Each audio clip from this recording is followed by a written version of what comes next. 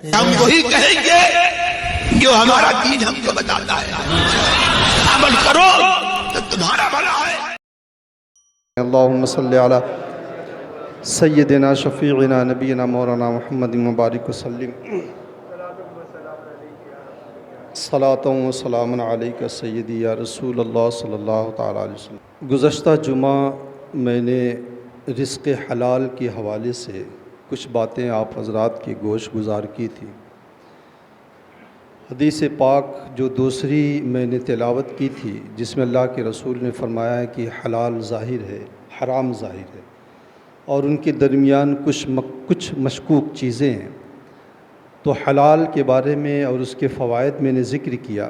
آج حرام اور اس کے نقصانات کے حوالے سے کچھ باتیں عرض کرنا چاہتا ہوں۔ اللہ تعالیٰ اس پر مجھے اور آپ کو عمل کی توفیق عطا فرمائے۔ آج اگر انسانی معاشرے میں اور گرد و پیش کے ماحول میں اگر نظر دوڑائیں، ایک سرسری نظر، تو کوئی ایسی تجارت شاید باید نکلے جس تجارت میں حرام کا شائبہ نہ ہو۔ یوں تو تجارتیں پاک ہیں، لیکن مال کی ہوس نے کچھ ایسا طریقہ کار لوگوں کے سامنے رکھا ہے جس طریقے سے اس تجارت میں سود کا شبہ پیدا ہو جاتا ہے، یا اور دیگر دوسرے جو حرام چیزیں ان کا شبہ پیدا ہو جاتا ہے۔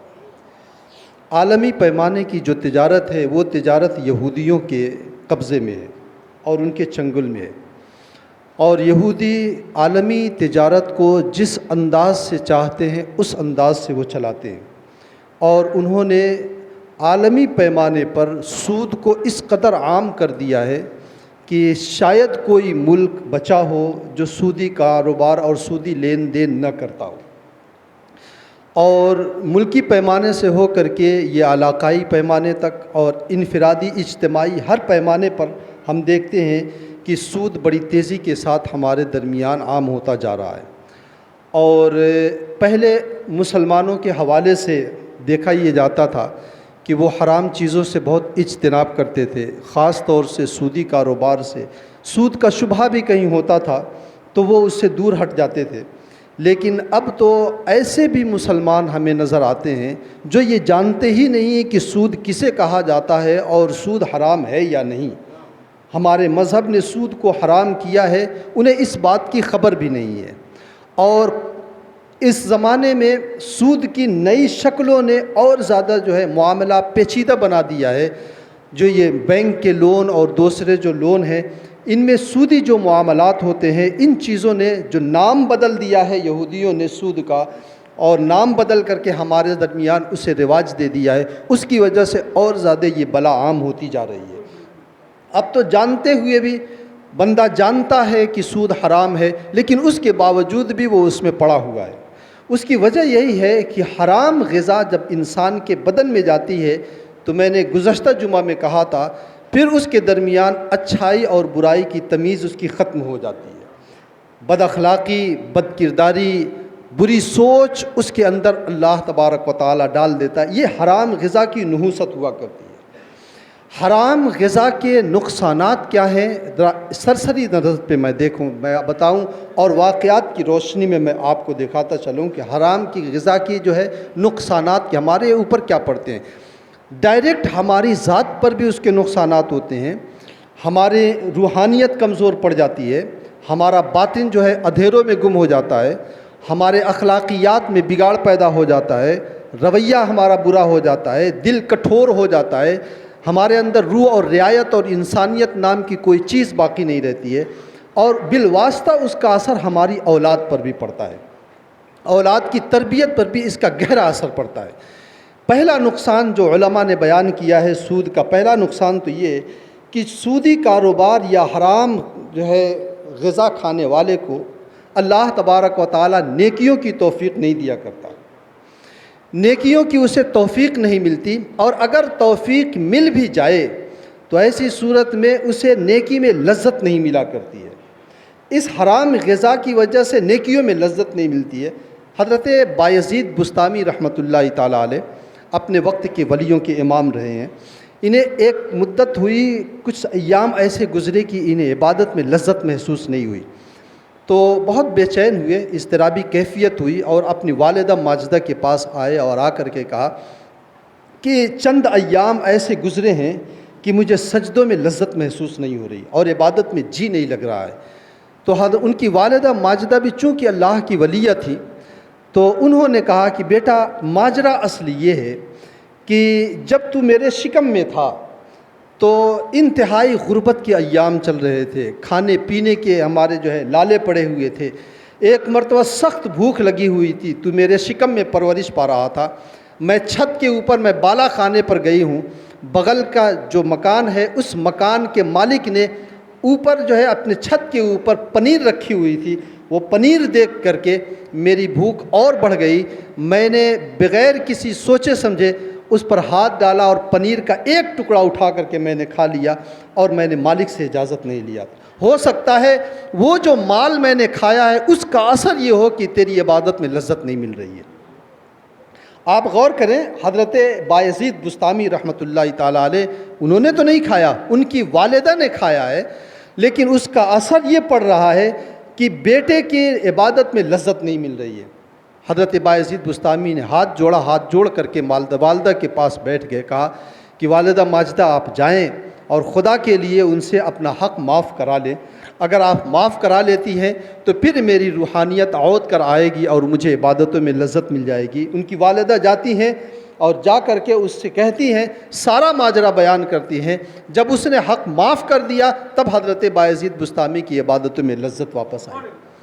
تو حرام غذا کی وجہ سے اولاً تو عبادت کی توفیق نہیں ملتی، نیکیوں کی توفیق اللہ نہیں دیا کرتا ہے، اور اگر ملتی بھی ہے، توفیق مل بھی جائے یا پھر وہ کسی طریقے سے کھڑا بھی ہو جائے رب کے حضور، تو پھر اسے عبادت میں جی نہیں لگتا ہے۔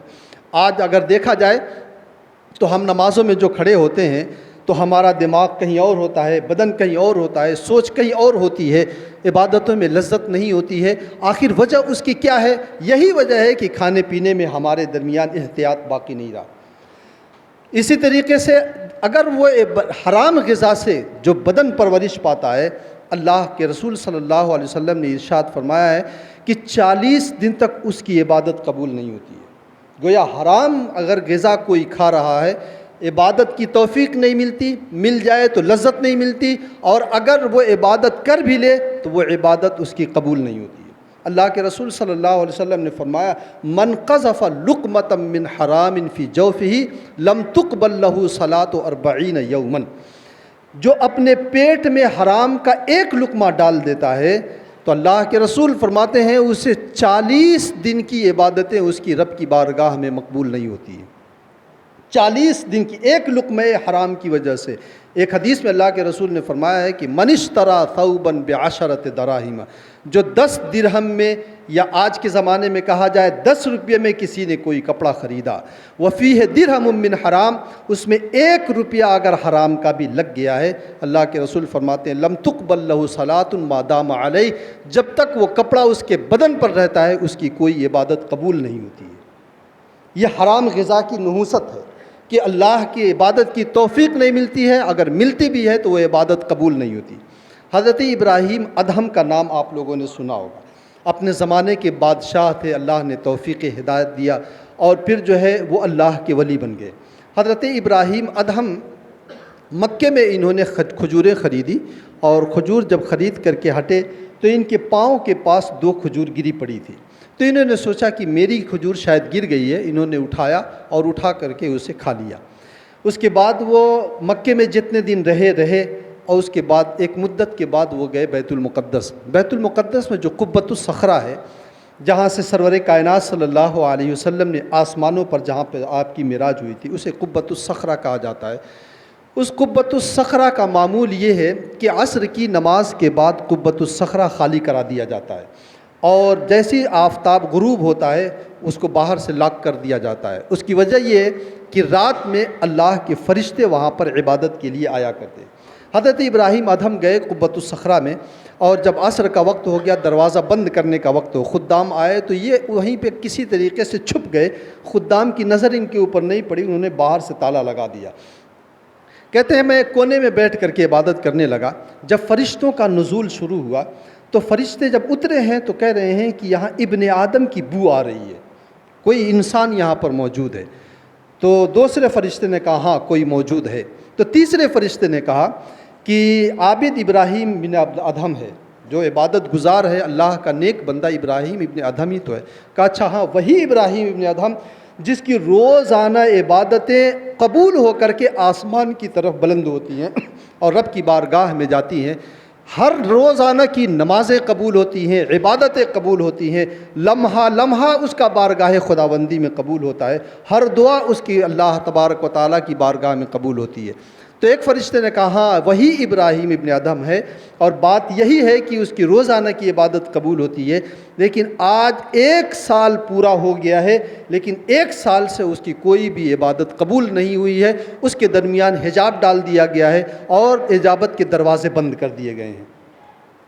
تو دوسرے فرشتے نے کہا وجہ کیا ہے؟ کیا وجہ کچھ بھی نہیں ہے، بہت معمولی سی وجہ ہے، 2 کھجوریں گری ہوئی تھی، اس نے اپنی سمجھ کر کے اٹھا لیا، اس 2 کھجور کی وجہ سے سال بھر کی عبادتیں روک دی گئی ہیں، نہ عبادتیں قبول ہوئیں نہ کوئی دعا قبول ہوئی۔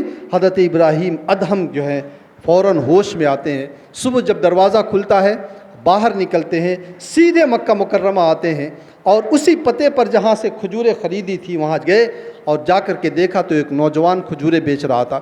حضرت ابراہیم ادہم نے کہا یہاں ایک بزرگ کھجوریں بیچتے تھے، وہ بزرگ کہاں ہے؟ کہا ان کا تو انتقال ہو گیا ہے۔ تو انہوں نے اپنا سارا ماجرا بیان کیا، تو کہا کہ مجھے اپنا حق معاف کرانا ہے۔ کہا میں ان کا بیٹا ہوں، میں نے تو اپنا حق معاف کر دیا، جو میرے حصے کی کھجوریں میں نے معاف کر دیا، ان کی 2 بیٹیاں ہیں اور ان کی ایک بیوی ہے، یعنی میری والدہ، میری 2 بہنیں، ان سے بھی اگر آپ معاف کرا لیں تو آپ کے حق میں بہتر ہوگا۔ حضرت ابراہیم ادہم اس کے بتائے ہوئے پتے پر گھر گئے، دروازہ کھٹکھٹایا، ایک بوڑھی خاتون نکلی اور انہوں نے پوچھا ماجرا کیا ہے؟ اپنا ماجرا انہوں نے بتایا اور کہا کہ میں نے وہ 2 کھجوریں اپنی سمجھ کر کے کھا لیا تھا، حالانکہ وہ میری نہیں تھی، آپ کے شوہر کی تھی، آپ وہ حق معاف کر دیں۔ انہوں نے کہا میں تو معاف کر دیتی ہوں، میری بیٹیاں معاف کریں نہ کریں، بیٹیوں سے بھی تو اجازت لے لو۔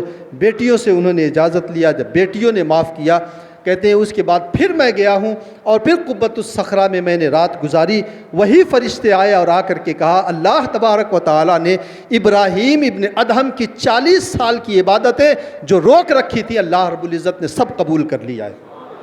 تو یہ جو ہے رزق حرام، جبکہ حضرت ابراہیم ابن ادہم جو ہے لا علمی کی بنیاد پر انہوں نے وہ کھجوریں اٹھائی تھیں، اور اس کا اثر یہ ہے کہ 1 سال کی عبادتیں رب کی بارگاہ میں مقبول نہیں ہوئی، اسے روک دیا گیا اور حجاب ڈال دیا گیا۔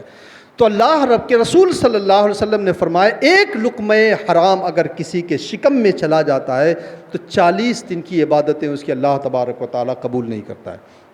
دوسرا نقصان اس کا یہ کہ آدمی کی دعائیں قبول نہیں ہوتی ہیں، اور اس حوالے سے میں نے واقعہ ذکر کیا ہے کہ اللہ کے رسول صلی اللہ علیہ وسلم نے ایک حدیث میں ارشاد فرمایا ان اللہ طیب ولا یقبل الا طیبا، اللہ ستھرا ہے، ستھری چیزوں کو قبول فرماتا ہے۔ اور پھر اللہ کے رسول نے فرمایا اللہ رب العزت نے اپنے بندوں کو اسی بات کا حکم دیا جس بات کا رسولوں کو حکم دیا ہے۔ رسولوں کو حکم کیا دیا؟ یا ایھا الرسل کلوا من الطیبات واعملوا صالحا، اے رسولان گرامی وقار پاکیزہ اور حلال چیزیں کھاؤ اور نیک عمل کرو۔ اور اپنے بندوں کو بھی، امتی کو بھی اسی بات کا حکم دیا ہے، رسولان گرامی وقار کی امتیوں کو، اور کہا یا ایھا الذین آمنوا کلوا من طیبات ما رزقناکم، ہم نے جو تمہیں رزق دیا ہے اس میں حلال جو چیزیں ہیں وہ کھایا کرو۔ تو رسولوں کو بھی اسی بات کا حکم اور بندوں کو بھی اسی بات کا حکم۔ اور پھر اللہ کے رسول صلی اللہ علیہ وسلم نے ایک شخص کا ذکر کیا، وہ شخص کیسا تھا؟ ذکر الرجل، ایک ایسا شخص تھا یطیل السفر، دور دراز کا سفر کر کے وہ آیا ہے مکہ مکرمہ میں، خانہ کعبہ میں، حرم میں دور دراز کا سفر کر کے آیا ہے۔ کیسا ہے کہ اشعث اغبر، بال بکھرے ہوئے ہیں، بدن گرد و غبار سے اٹے ہوئے ہیں، یمد یدیہ الی السماء، آسمان کی طرف لمبے لمبے ہاتھ کر کے وہ رب کی بارگاہ میں دعا کرتا ہے۔ کس انداز سے؟ یا رب یا رب یا رب کہہ کے دعا کرتا ہے۔ اللہ کے رسول فرماتے ہیں وَمَطْعَمُهُ حَرَامٌ وَمَشْرَبُهُ حَرَامٌ وَمَلْبَسُهُ حَرَامٌ وَغُذِّيَ بِالْحَرَامِ فَأَنَّىٰ يُسْتَجَابُ لِذَٰلِكَ، اس کے بدن پہ جو کپڑا ہے وہ حرام کمائی کا ہے، اس کا کھانا جو غذا ہے وہ حرام کمائی کی ہے، پینے کا جو پانی یا مشروبات ہیں وہ حرام ہیں، اس کو جو لباس اس کے بدن کے اوپر وہ حرام ہے، اور اس کے بدن کی جو پرورش ہوئی ہے وہ حرام غذا سے ہوئی ہے، فَأَنَّىٰ يُسْتَجَابُ لِذَٰلِكَ، تو پھر اس کی دعا کیسے قبول ہوگی؟ آپ غور کریں، ایسا شخص ہے، اللہ کے رسول صلی اللہ علیہ وسلم نے جو ذکر کیا، دعا کی قبولیت کے جتنے اسباب احادیث طیبہ میں بیان کیے گئے ہیں، وہ سارے اسباب یہاں پر رب کائنات کے رسول نے ذکر کیا ہے، وہ سارے اسباب پائے جا رہے ہیں، اور سبب پایا جا رہا ہے، پھر بھی دعا قبول کیوں نہیں ہو رہی ہے؟ اللہ کے رسول صلی اللہ علیہ وسلم نے فرمایا، یطیل السفر، دور دراز کا سفر کر کے آیا ہے، پہاڑ جنگلات سے، اور نہ جانے کیسی کیسی دشواریاں وہ اٹھا کر کے وہ آیا ہے رب کی بارگاہ میں، اور مسافر کی دعا رب کائنات قبول کرتا۔ اللہ کے رسول فرماتے ہیں، ثلاث دعوات لا ترد، 3 لوگوں کی دعائیں رد نہیں کی جاتی ہیں، دعوت الوالد، ایک والد کی دعا اولاد کے حق میں، وہ دعوت الصائم، روزے دار کی دعا، وہ دعوت المسافر، اور مسافر کی دعا اللہ تعالیٰ رد نہیں کرتا ہے، قبول ہی کرتا ہے۔ تو سفر، جو مسافر، جو آدمی سفر میں ہوتا ہے، سفر شرعی میں، اس کی اللہ تبارک و تعالیٰ دعائیں قبول کرتا ہے، اور یہاں مسافر ہے لیکن پھر بھی دعا قبول نہیں ہو رہی ہے۔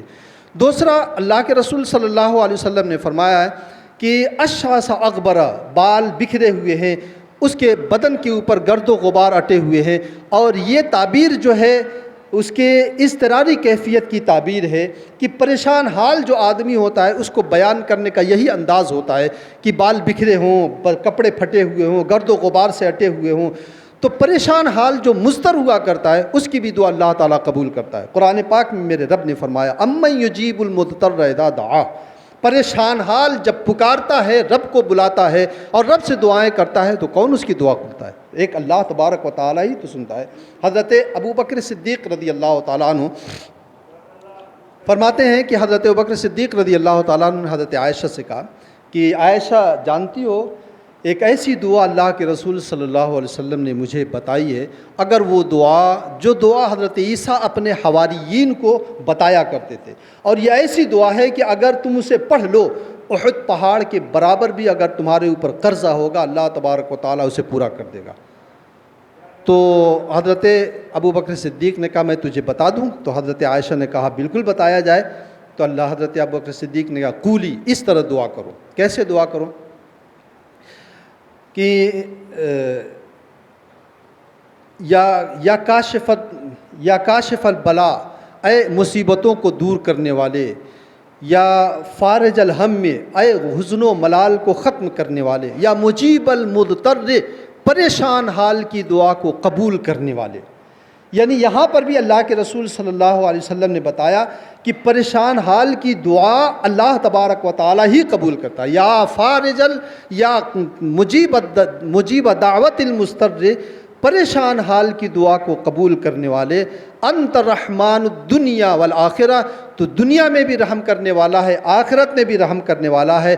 فرحمنی رحمتاً یغنینی عن الناس، اے اللہ میرے اوپر ایسا رحم فرما، ایسی رحمتیں اتار جس کی وجہ سے میں لوگوں سے بے نیاز ہو جاؤں اور تجھ سے میں لو لگا لوں۔ تو اللہ کے رسول صلی اللہ علیہ وسلم نے اس حدیث میں فرمایا کہ اللہ تبارک و تعالیٰ ہی پریشان حال کی دعا قبول کرتا ہے، اور یہاں پر بھی اللہ کے رسول نے فرمایا وہ پریشان حال ہے، اس کی دعا قبول ہونی چاہیے، لیکن دعا قبول نہیں ہو رہی ہے۔ 2 سبب پائے گئے۔ تیسرا سبب، یمد یدیہ الی السماء، آسمان کی طرف لمبے لمبے ہاتھ اٹھا کر کے دعا کرتا ہے۔ یہ دعا میں ہاتھ اٹھانا سنت رسول ہے۔ یہ تو اس دور کے جو جنٹل مین لوگ ہیں اور روشن خیال جو اپنے آپ کو کہتے ہیں، اور جن کے اوپر جو ہے دولت کا غرور ہوتا ہے، وہ رب کی بارگاہ میں آتے ہیں تو سر ایک طرف جھکا رہتا ہے اور ہاتھ دونوں 2 طرف جھکے رہتے ہیں، یوں ہاتھ اللہ کی بارگاہ میں اٹھا کے دعا کرتے ہیں جیسے لگتا ہے ہاتھ میں لقوہ مار دیا ہو۔ ہاتھ اٹھانے کا سلیقہ نہیں ہوتا ہے، ہاتھ کبھی یہاں رہتا ہے کبھی یہاں رہتا ہے، اس طریقے سے۔ اور اگر دنیا والوں کے سامنے جائے تو گز بھر کا ہاتھ ان کا پھیل جاتا ہے اور ان کے سامنے لجاجت ہو جاتی ہے، لیکن رب کی بارگاہ میں آتا ہے بندہ تو ہاتھ اٹھاتے ہوئے اسے شرم محسوس ہوتی ہے۔ اللہ کے رسول صلی اللہ علیہ وسلم، حضرت انس فرماتے ہیں، جب دعا فرمایا کرتے تھے تو ہاتھ اتنا اٹھایا کرتے تھے آپ کے بغل کی نورانیت چمکنے لگتی تھی اور بغل کی سفیدی نظر آ جایا کرتی تھی۔ لیکن جو ہے آج کا مسلمان رب کی بارگاہ میں ہاتھ اٹھاتے ہوئے شرماتا ہے اور دنیا والوں کی بارگاہ میں ہاتھ اٹھاتے ہوئے اسے فخر محسوس ہوتا ہے۔ یہ اخلاقیات کی گراوٹ ہے اور بغیرتی ہے اسلام جو ہے کہ ماننے والوں کی۔ تو اللہ کے رسول صلی اللہ علیہ وسلم ہاتھ اٹھا کر کے دعا کیا کرتے تھے۔ خود اللہ کے رسول نے فرمایا ہے ان ربکم حیی کریم، اور ایک روایت میں ان ربکم حیی ستیر کریم، تمہارا رب بڑا حیادار ہے، پردہ پوش ہے، لوگوں کے عیبوں کو چھپانے والا ہے، کریم بڑا سخی ہے۔ اذا رفع یدیہ، جب بندہ اس کی طرف ہاتھ اٹھا کر کے دعا کرتا ہے، یستحی من عبدہ ان یردہما صفرا، اس کی غیرت رحمت اس بات کو گوارا نہیں کرتی ہے کہ اس اٹھے ہوئے ہاتھ کو وہ خالی واپس کر دے۔ تو اللہ تبارک و تعالیٰ کی بارگاہ میں بندہ ہاتھ اٹھا کر کے دعا کرتا ہے تو اللہ تعالیٰ قبول فرماتا ہے۔ دعا کی قبولیت کا ایک سبب یہ ہے رب کی بارگاہ میں بندہ ہاتھ اٹھا کر کے دعا کرے۔ اور یہاں یہ بھی اللہ کے رسول نے فرمایا یمد یدیہ، اپنا ہاتھ آسمان کی طرف اٹھا کے دعا کر رہا ہے۔ اور چوتھی چیز اللہ کے رسول صلی اللہ علیہ وسلم نے فرمایا یا رب کہہ کے وہ پکارتا ہے۔ اللہ کے رسول نے فرمایا جو بندہ بھی یا رب یا رب یا رب 3 مرتبہ کہہ کر کے رب کو پکارتا ہے اس رب کے ذریعہ، تو اللہ کے رسول صلی اللہ علیہ وسلم فرماتے ہیں الا قال له ربه لبیک، رب تبارک و تعالیٰ فرماتا ہے لبیک کہہ کر کے اللہ کی رحمتیں اس کی طرف بڑھتی ہیں۔ تو رب حضرت عطا ابن یسار، غالباً حضرت عطا ابن یسار رضی اللہ تعالیٰ عنہ کا قول ہے کہ جو بندہ 3 مرتبہ یا رب کہہ کے پکارتا ہے اللہ تبارک و تعالیٰ کو، تو اللہ تبارک و تعالیٰ اس کی طرف نظر رحمت فرماتا ہے۔ امام مالک فرماتے ہیں انبیاء کرام کا یہ طریقہ ہے کہ وہ اللہ کو یا رب کے ذریعے پکارا کرتے تھے اور رب کے ذریعے اللہ تبارک و تعالیٰ سے دعا کیا کرتے۔ قرآن پاک اٹھائیں آپ، بیشتر جو دعائیں تعلیم فرمائی ہیں اللہ رب العزت نے اپنے بندوں کو، وہ اسی رب کے ذریعے فرمایا ہے۔ ربنا آتنا فی الدنیا حسنہ وفی الآخرۃ حسنہ وقنا عذاب النار، ربنا اننا سمعنا منادیا ینادی للایمان، ربنا وآتنا ما وعدتنا علی، اور ایک جگہ فرمایا ربنا اغفر لنا ذنوبنا واسرافنا فی امرنا وثبت اقدامنا۔ آپ اگر قرآن کی تلاوت کریں تو جہاں جہاں دعائیں رب کائنات نے تعلیم فرمائی ہیں اس میں بیشتر دعا جو ہے اسی رب کے ذریعے پکارا گیا ہے۔ اس کی ایک مثال میں نے آپ کو دیا ہے کہ جب کوئی بچہ روتا ہے اور تو ماں باپ کی توجہ اس کی طرف نہیں بڑھتی ہے، لیکن جب باپ کہہ کر کے وہ روتا ہے، ابا کہہ کے روتا ہے، اماں کہہ کے روتا ہے، تو ماں کی مامتا پگھل جاتی ہے، باپ کی شفقت اس کے اوپر ٹوٹ پڑتی ہے اور دوڑ کر کے وہ جاتا ہے اس کی مدد کے لیے۔ اسی طریقے سے رب کائنات ساری کائنات کا پالن ہار ہے، جب بندہ اسے اپنا پالن ہار کہہ کے پکارتا ہے اس کی رحمتیں اس کی طرف بڑھتی ہیں۔ تو قبولیت کے سارے اسباب اس شخص کے اندر پائے جا رہے ہیں۔ ایک چیز ہے جس کی وجہ سے اس کی دعا قبول نہیں ہو رہی ہے، وہ ہے حرام غذا، حرام لباس، حرام کھانا پینا، جس کی وجہ سے اللہ تعالیٰ اس کی دعا قبول نہیں کر رہا ہے۔ تو احرام کی وجہ سے اللہ تعالیٰ دعائیں بھی قبول نہیں فرمایا کرتا۔ حضرت عائشہ صدیقہ رضی اللہ تعالیٰ عنہ فرماتی ہیں تمہارے جو ہے نمازیں بھی زیادہ ہیں، تمہارے روزے بھی زیادہ ہیں، قرآن کی تلاوت بھی کثرت سے کرتے ہو، صدقات و خیرات بھی تمہارے اندر ہے، اخلاقیات بھی ہے، لیکن افضل ترین عبادت سے تم لوگ غافل ہو۔ صحابہ نے کہا وہ کون سی جو ہے افضل ترین عبادت ہے؟ کہا افضل ترین عبادت یہ ہے اکل مال الحلال، حلال رزق کھانا، یہ افضل ترین عبادت ہے۔ حضرت عبداللہ ابن عمر رضی اللہ تعالیٰ عنہ نے ارشاد فرمایا ہے تم نمازیں اتنی پڑھو کہ تمہاری کمر جھک جائے اور کمان کی طرح تم ٹیڑھے ہو جاؤ، روزے اتنے رکھو کہ تم کمان میں لگے ہوئے تات کی طرح دبلے پتلے ہو جاؤ، اور جسے ہم کہتے ہیں کہ الف لاٹھی ہو جائے آدمی۔ اور حضرت عمر فاروق رضی اللہ تعالیٰ عنہ کے شہزادے فرماتے ہیں اتنی کثرت سے عبادت کرو، اتنی کثرت سے عبادت کرو کہ لوگ تمہیں دنیا میں زاہد کہنے لگیں، لیکن اس وقت تک تم اللہ تبارک و تعالیٰ کی بارگاہ میں مقبول بندے نہیں ہو سکتے ہو، تمہاری عبادتیں قبول نہیں ہو سکتی ہیں جب تک کہ تمہارے حلق کے نیچے سے لقمہ حلال نہ اترے۔ تو حلال لقمہ جو ہے یہ انسان کی دینی زندگی کے لیے بھی جو ہے ضروری ہے اور دنیاوی زندگی کے لیے بھی ضروری ہے، اور حرام جو ہے ہماری دنیا بھی برباد کرتا ہے، عاقبت بھی برباد کرتا ہے۔ حضرت سفیان ثوری رضی اللہ تعالیٰ عنہ اپنے زمانے کے امام، محدث اور فقیہ گزرے ہیں، یہ فرماتے ہیں جو شخص مال حرام میں سے راہ خدا میں صدقہ کرے یا اطاعت الہیہ میں وہ خرچ کرے، مثلا مسجد میں دے، کسی غریب کو صدقات کی نیت سے اگر وہ دے، ثواب کی نیت سے وہ دے، تو حضرت سفیان ثوری فرماتے ہیں ایسے ہی ہے جیسے کوئی شخص اپنے کپڑے کو پیشاب سے پاک کرنا چاہتا ہے، کپڑے پہ لگی ہوئی گندگی کو یا میل کو پیشاب سے پاک کرنا چاہتا ہے۔ حضرت سفیان ثوری نے فرمایا ہے کہ کپڑا پاک ہوتا ہے صرف پانی سے، اور انسان کا دل ستھرا اور روشن ہوتا ہے صرف مال حلال سے۔ عقل حلال یہ وہ چیز ہے جو ہمارے دلوں کو روشن کر دیا کرتا ہے۔ تو ایک تو نقصان اس کا یہ ہے، دعائیں قبول نہیں ہوتی ہیں، اور جس راستے سے حرام مال آتا ہے اسی راستے سے وہ چلا جاتا ہے۔ آدمی حرام کماتا ہے، وہ سمجھتا ہے کہ میں نے دنیا کی دولت جمع کر لیا ہے، لیکن جب وقت آتا ہے تو رب کائنات اس کے جانے کے راستے نکال دیتا ہے۔ بیماریاں عود کراتی ہیں، بیماریوں کی وجہ سے وہ علاج میں چلا جاتا ہے، اور پھر اس کے وہی نہیں خاندان کو تباہ کر دیا کرتا ہے۔ اردو کی ایک کتاب ہے مکافات عمل، ہمارے پڑوسی ملک کے ڈاکٹر ہیں ڈاکٹر عبدالغنی فاروق، ہے تو یہ غیر وہ ہم میں سے نہیں ہے، دیوبندی ہے، لیکن اس نے ایک کتاب لکھی ہے اور اپنی زندگی میں آنے والے جو واقعات جس کا مشاہدہ اس نے کیا ہے ان مشاہدات کو اس نے جمع کیا ہے اس میں مکافات عمل میں۔ تو اس میں سے اس نے ایک واقعہ لکھا ہے کہ ایک شخص تھا جو رشوت لیتا تھا، سودی کاروبار کیا کرتا تھا، بہت سارا پیسہ اس نے جمع کر لیا، کوٹھیاں بنائی، کوٹھی بنانے کے بعد اس نے جو ہے اپنا اس میں وہ شفٹ ہو گیا۔ ایک بیٹا تھا، دو بیٹیاں تھیں، دونوں بیٹیوں کی شادی اس نے اپنے دو بھتیجوں سے کر دیا، اور اپنے بیٹے کی شادی اپنی بھتیجی سے کر دیا۔ زندگی گزر رہی تھی، اچانک زندگی میں ایسا موڑ آیا، دونوں بیٹیوں کو طلاق ہو گیا، دونوں بیٹیاں اپنے گھر پہ آ کے رہ رہی۔ اور پھر اس کے بعد جو ہے جب دونوں بیٹیوں کو طلاق ہوا تو اس نے اپنے بیٹے سے کہا کہ تو بھی اپنی بیوی کو طلاق دے، اس نے بھی اپنی بیوی کو طلاق دے دیا۔ اب اس کی بیوی اپنے گھر اور اس کی بیٹی جو ہے اپنے گھر آ گئی ہے۔ اب اس صدمے کی وجہ سے جو ہے بیٹا ایک مرتبہ جا رہا تھا، 25 سال کا کڑیل نوجوان تھا، وہ جا رہا تھا، ایکسیڈنٹ ہوا اور اسی ایکسیڈنٹ میں مر گیا۔ اور پھر اس کے بعد بیٹیاں بھائی کے اس صدمے سے دوچار ہوئیں، اور بیٹیاں ایک پاگل ہو گئی، ایک دنیا کو چھوڑ گئی۔ اور اس کے بعد جب یہ صدمہ اپنی اولاد کا اس کی ماں نے دیکھا ہے تو ماں اس کی جو ہے پاگل ہوئی، اور کچھ دنوں کے بعد وہ بھی دنیا چھوڑ گئی۔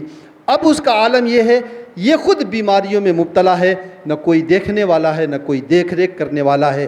دو نواسے اس کے ہیں، وہی نواسے وہاں رہتے ہیں۔ جو کمایا تھا وہ مال لٹ گیا، جو بدن اس نے بنایا تھا وہ بدن بیماریوں میں گھر گیا، اتنا کروڑوں کمانے سے اسے ملا کیا؟ تو یہ سود کی وہ چیز ہے، یہ سود کی تباہ کاریاں ایسی ہیں یا حرام مال کی جس کا منطقی انجام یہی ہوتا ہے کہ وہ ختم ہو جاتا۔ اللہ کے رسول حضرت عبداللہ ابن مسعود رضی اللہ تعالیٰ عنہ فرماتے ہیں کہ حرام مال آدمی چاہے جتنا کثرت سے جمع کر لے، اس کا انجام کار یہ ہوتا ہے وہ قلت کی طرف بڑھتا ہے، وہ کم ہوتا چلا جاتا ہے، کیونکہ اللہ تبارک و تعالیٰ نے فرمایا ہے یمحق اللہ الربا ویربی الصدقات، اللہ تعالیٰ سود کو مٹاتا ہے اور صدقات کو بڑھایا کرتا ہے۔ مال میں برکت بھی نہیں ہوتی، کیسے مال میں برکت ہو؟ میرے رب نے تو فرمایا ہے کہ وما آتیتم من ربا لیربو فی اموال الناس فلا یربو عند اللہ، جو تم سود میں پیسے لگاتے ہو تاکہ یہ بڑھ جائے، یہ رب کے نزدیک بڑھا نہیں کرتا ہے، لیکن اور جو تم صدقات و خیرات کرتے ہو اللہ تبارک و تعالیٰ اسے بڑھایا کرتا ہے۔ تو مال میں برکت تو رب کائنات دیتا ہے، نہ دنیا والے تو نہیں دیتے ہیں مال۔ آدمی یہ سوچتا ہے، یہ عقل سے کورا انسان یہ سمجھتا ہے کہ دولت کما لینے سے ہمیں دنیا کی آشائشیں مل جائیں گی، آرام اور سکون مل جائے گا۔ دولت کی بنیاد پر آدمی بیڈ خرید سکتا ہے، بستر خرید سکتا ہے، اور جو ہے گدا خرید سکتا ہے، لیکن دولت کی بنیاد پر نیند نہیں خرید سکتا ہے، دل کا سکون نہیں خرید سکتا ہے۔ حرام مال جو کماتا ہے اس کی اولاد تو ہوتی ہے لیکن وہ اولاد آنکھوں کی ٹھنڈک نہیں بنتی ہے، بیویاں ہوتی ہیں لیکن بیوی راحت نہیں بنتی ہے، اس کے پاس جو ہے بدن ہوتا ہے لیکن بدن میں جو ہے سکون نہیں ہوتا ہے، بیماریاں اسے گھیر لیا کرتی ہیں، اس کے زندگی میں اسباب آشائش تو ہوتے ہیں لیکن اس کے دلوں میں سکون نہیں ہوا کرتا ہے۔ اصل سکون تو وہ ہے جو دلوں کو قرار مل جائے، اگر دلوں میں قرار نہیں ہے تو دولت کا کوئی فائدہ نہیں ہے۔ تو اللہ تبارک و تعالیٰ نے جو فرمایا حرام کا منطقی انجام یہی ہوتا ہے کہ وہ پلٹ کر کے جو ہے تباہی لے کر کے آیا کرتا ہے۔ اور سود تو وہ چیز ہے، اس کے گناہوں کا آپ اندازہ لگائیں۔ آپ یہ مسجد میں اتنے لوگ بیٹھے ہوئے ہیں، میں اگر ہاتھ کسی سے اٹھوا لوں اور کہہ دوں کون آپ لوگوں میں سے ایسا ہے جو اپنی ماں کے ساتھ بدکاری کرے؟ ہے کسی کے اندر اتنی جرأت؟ اللہ کے رسول صلی اللہ علیہ وسلم کی حدیث سنیں، میرے آقا صلی اللہ علیہ وسلم نے فرمایا ان للربا 73 حوبا، ربا یعنی سود کے 73 درجے ہیں، یعنی 73، میں نے صحیح کہا، 73 درجے ہیں سود کے. اور اللہ کے رسول صلی اللہ علیہ وسلم نے فرمایا اس میں سب سے کم درجہ جو ہے، یعنی سود کا جو سب سے کم درجے کا جو گناہ ہے، اللہ کے رسول فرماتے ہیں مثل ان ينكح الرجل امہ، جیسے کوئی آدمی اپنی حقیقی ماں کے ساتھ بدکاری کرے. حضرت ایک زبردست محدث اور فقیہ گزرے ہیں، انہوں نے لکھا ہے اپنی کتاب میں کہ جو سودی کاروبار کرنے والا ہوگا وہ قیامت کے دن خنزیر کی صورت بنا کر کے اٹھایا جائے گا. وہ کیسا مسلمان ہے جو رب کائنات کے صاف ارشاد اللہ رب العزت نے فرمایا ہے کہ جو شخص سودی کاروبار کو نہیں چھوڑتا ہے تو اللہ رب العزت نے فرمایا ہے کہ فَأْذَنُوا بِحَرْبٍ مِّنَ اللَّهِ وَرَسُولِهِ، اعلان کر دو اللہ بھی اس سے جنگ کرے گا اور رسول اللہ بھی اس سے جنگ کریں گے. وہ کیسا مسلمان ہے جو اپنے رب اور رسول سے جنگ پر آمادہ ہو جایا کرتا ہے.